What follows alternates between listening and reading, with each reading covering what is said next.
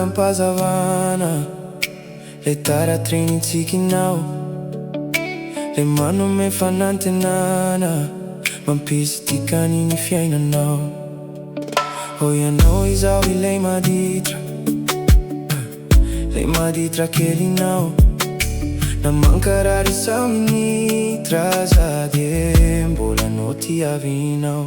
Kanao izany anao ilay tsy foy, ilay nitia ato zay, tsy mba nanome tsy foifoy fa nanome fity madio ay. Kanao izany anao ilay tsy foy, ilay nitia ato zay, tsy mba nanome tsy foifoy fa nanome fity madio ay.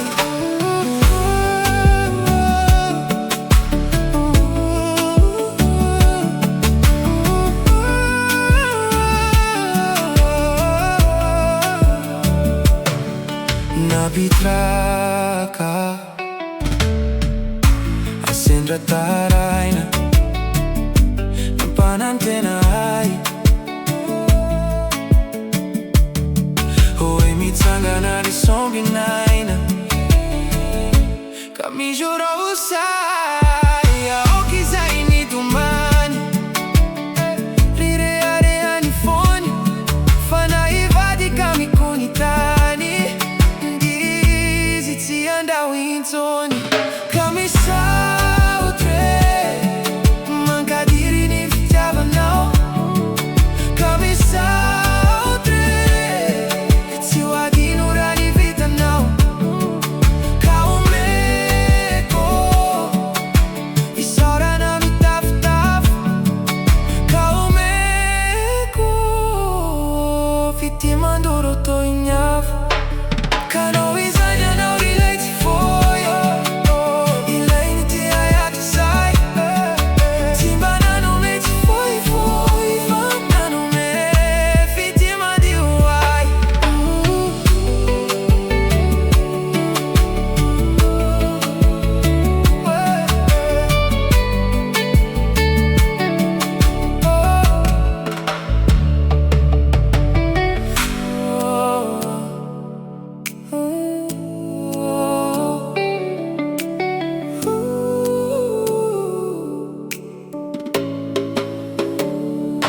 Hoy ianao izao inao,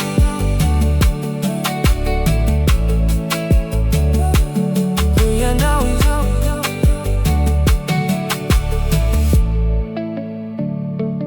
Hoy ianao izao itaram-pazavana le tara-trinitsikinao, le manome fanantenana mampisy dikany ny fiainanao.